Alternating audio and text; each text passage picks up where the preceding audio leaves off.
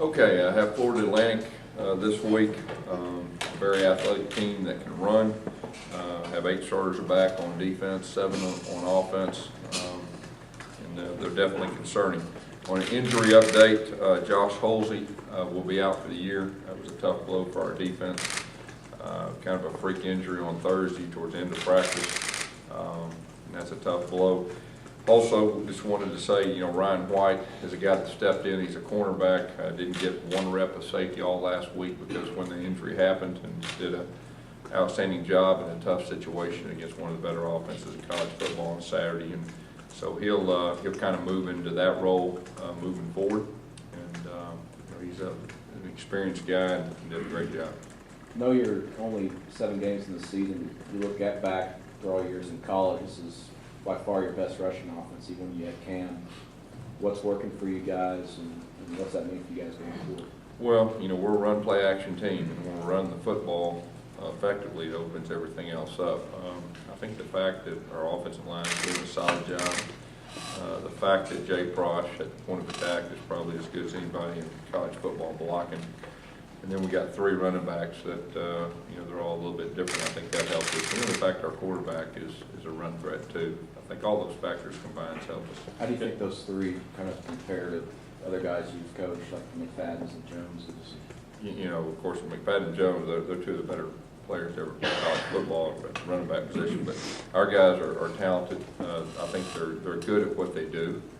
And we're just trying to put them in situations where they can be successful at what they do.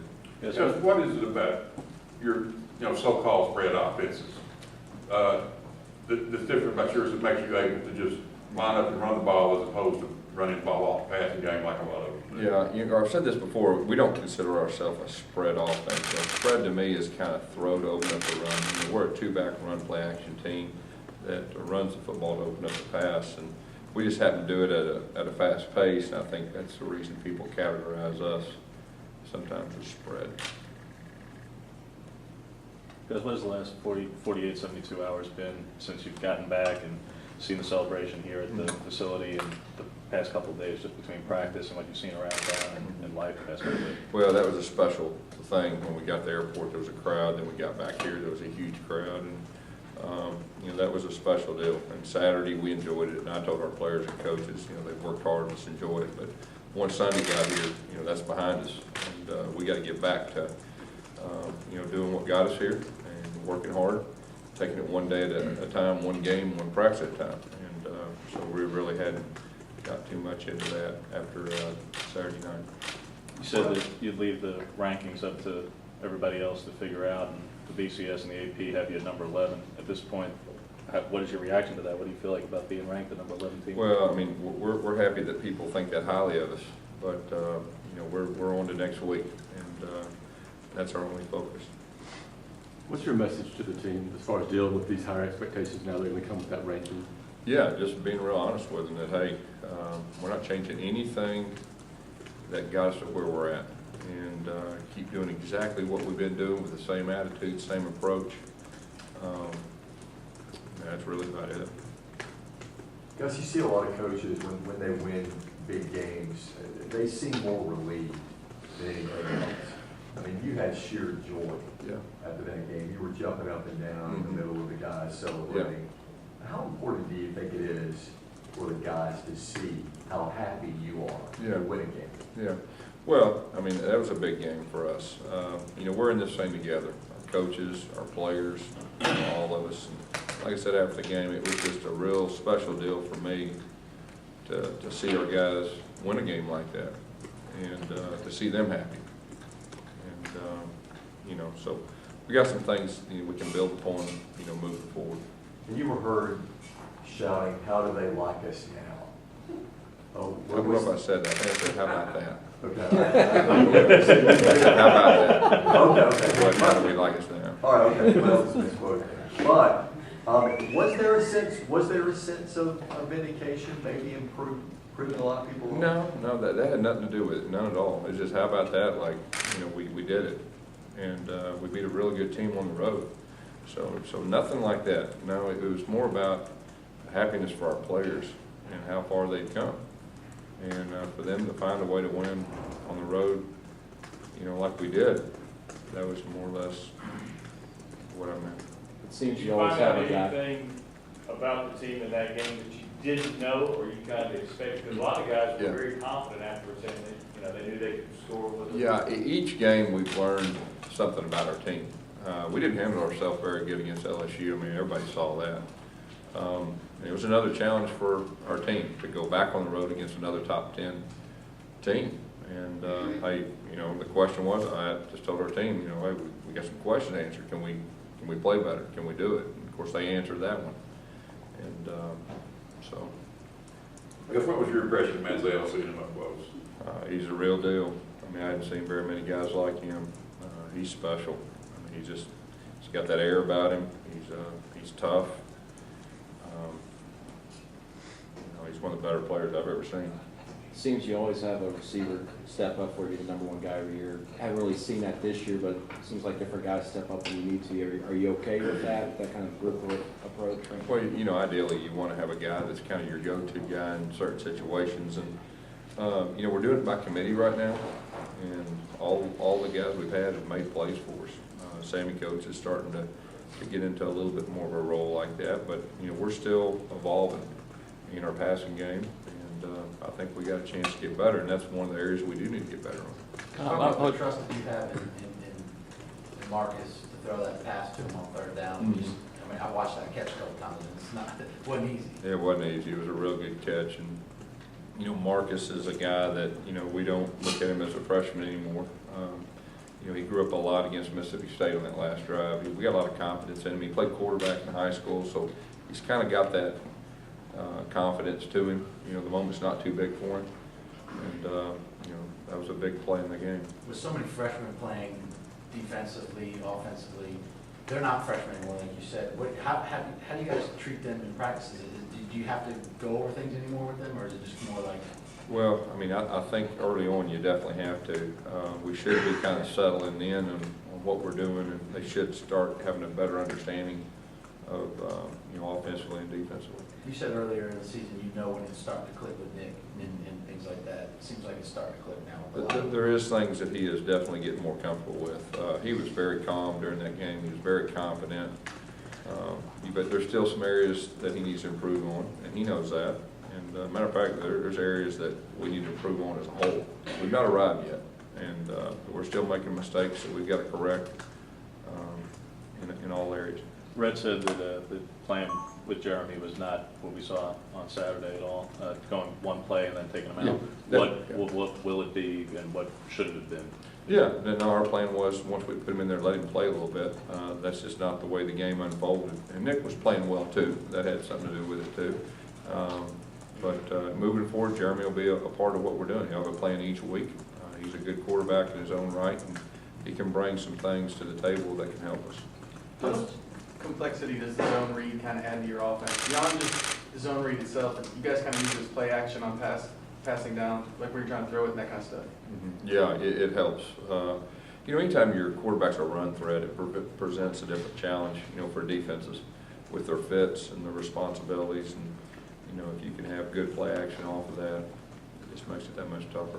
Gus, we've talked about you know, how fresh the players are in the fourth quarter, you know, especially on defense, but you know, offense they seem kind of. Yeah. There's also it seems like a mentality change or an attitude adjustment, especially in that fourth quarter where they kind of they're ready for that moment. So what do you attribute that to? Well, I think it's just the way our guys practice and the way they approach it. You know, that's kind of who we are, and we hang our hat on that and conditioning, and we hang our hat on. You know, getting to the second half and wearing people down, and it just so happened that you know, that's the way the game unfolded. You know, in the fourth quarter. First 7 games, you have 2 come from behind victories like that, big wins for the program. I guess how proud are you to see the turnaround so quickly? Yeah, I'm very, very proud. You know, like I said, we've learned something about our team each week. Every time our team's been challenged, they found a way. You know, it's not just been the offense, but it's been offense one week, defense the next week, special teams. It's been a true team effort. This week, what in particular special teams, offense and defense, would you like to see improve? All three. I mean, what parts of it? Well, I mean, just everything that goes within the technical execution overall. And, you know, and as a coach, you're always trying to correct mistakes. And so really we're focusing on the areas that in all three phases that we got to correct and get better on. And we can get better. I mean, we're still making some silly mistakes. So that's really what we focused on this week. How big is this week for guys like Jonathan Ford and now getting Jonathan Jones back to kind of get them integrated more, knowing that you're going to need those guys down the stretch? Yeah, but both those guys are going to have to help us. I mean, where we're at depth-wise now in defense, in some areas it's pretty scary. I mean, you know, we've lost some guys, we're banged up, so we'll need those guys, and we'll need the other guys too. You know, we'll need our other guys that haven't played a lot to be ready. On Sunday, you know, D Ford came in here and says, you know, why can't we win it all? Why can't we win out and do some things? Do you guys talk about goals of that stature? No. Only thing we've talked about is this week. Florida Atlantic, we ain't talking about anything else or thinking about anything else. And, you know, we're going to keep the same approach. That's what got us here so far. We've not looked ahead. We've not talked about anybody else. And, you know, we're playing an opponent that's a solid opponent this week. And so, not at all. Gus, you've been a part of some successful teams. Do you find it hard when you get to this point in the season, though, to keep the focus on that one game at a time? Well, I think that's a challenge of any team in college football. You see it every week that teams are, you know, on a high and then they kind of lose their momentum. That's our challenge. I mean, we gotta keep moving forward. We gotta keep improving, not look ahead. So yeah, that's a challenge. That's something we're addressing. You know, I'm very upfront with our players.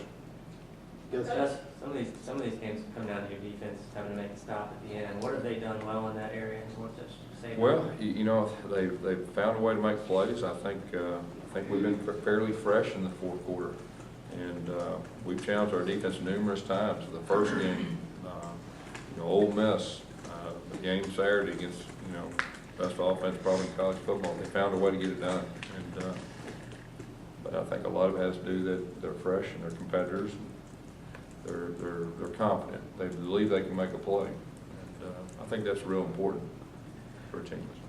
Coach, in regards to the Florida Atlantic game, we've seen how injuries can decimate a team. Georgia, for example, what would it be for this team to maybe get some depth build up in a game like this? Obviously, you're not looking past your opponent, but yeah. Would it be nice to maybe get some more guys in the team? You know, it'd be nice any game, but really we're not approaching it that way. I mean, if we can get some guys to play any game, that's a good thing. But I said we're not overlooking anyone. We're not overlooking Florida Atlantic. We've had our own injuries. I mean, we've lost our own guys, and we played banged up. We're still playing banged up, but you know, depth-wise, we're going to need you know, a lot of other guys to be ready. Gus, do you expect Patrick Miller to get back into the mix this week? Not for sure yet. And how have you evaluated Avery's play the last 2 weeks in his start? You know, Avery was a guy that banged his ankle up against Western Carolina. We were worried about him being ready. He wasn't quite 100% Saturday, but he played with a lot of guts. We ran behind him in the fourth quarter a lot. He did an excellent job. It seemed like, yeah, the 2 games that he has played, you did run behind him a lot, particularly with Western Carolina. You ran a lot to the right. And in the fourth, I think it was when Trey had the 50-some-odd yard run on that side. How much, what does that mean to have the kind of confidence in a guy who was hurt to do that and to keep running behind? Yeah, it says a lot. I mean, like I said, up front, it was a tough physical game Saturday. And we had some linemen banged up, but it didn't bother them. They fought through and showed a lot of guts. Gus, when you were hired, you talked about getting Auburn back to where it was in 2010 and competing at a high level. When you hear players, you know, like D talk about, you know, possibly winning all, why not? Yeah. What's your reactions to stuff like that, confidence like that? Yeah, well, I mean, I think, you know, the mental aspect of college football is very important. And, you know, I'm happy that where we're at, but I'm going to say it again, we've not arrived. I mean, you know, we're going to take it one game at a time. We need to keep improving. You look across college football, the teams that don't keep improving throughout the year, it's relevant. There's a lot of ups and downs, and that's our challenge. I mean, we got to keep rolling, just take it one game at a time and stay focused. With Ryan White at the safety, is it still going to be Ryan Smith and Jermaine Whitehead kind of playing that dime role?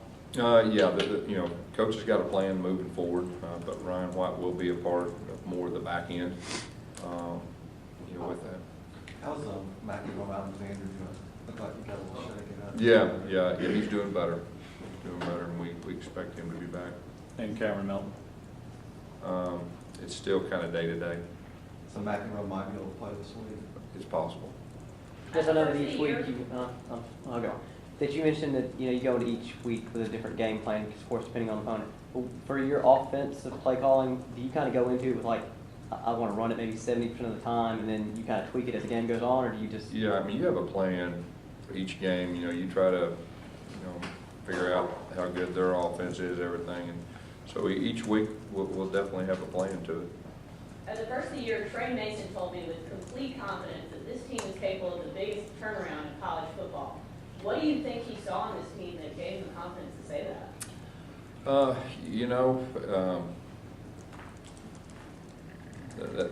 I just think it's a matter of our guys bonded together. During spring, we were extremely tough on them. We were extremely challenged our guys. They came together, you could tell. In fall camp, same thing, and they're playing for each other, and I think that's important. Gus, in a season like this, do you sleep better or worse? It just depends. I mean, it's a trick question. Gus, Sammy had a couple of really kind of bad drops in the first half, and then obviously came back and made some big plays. To see a guy like that you do need to make plays deep in the field. I guess, what was your reaction to kind of the way he responded? Yeah, I mean, we dropped some, and in a game like that, boy, that's tough. But just told him, hey, we're gonna come back to you. We're gonna come back to you. We need you to make a play, and he did. And he made a couple plays in the second half to help us win that game. What were your thoughts on his throwdown? Was what? The thoughts on his throwdown where he like physically threw down Texas A&M's defender. What was your initial reaction to that? We talk about being physical at every position, and that's part of it. I mean, he's a strong guy, and we're starting to get there. We're not there yet, but we're starting to get more physical and the type of football that Auburn expects. Can you talk about Trey's fourth down run? Yeah, that was a great run. I mean, he ran over two of their guys, and Jay Frosch, I think he ran him over too. So that was an impressive run.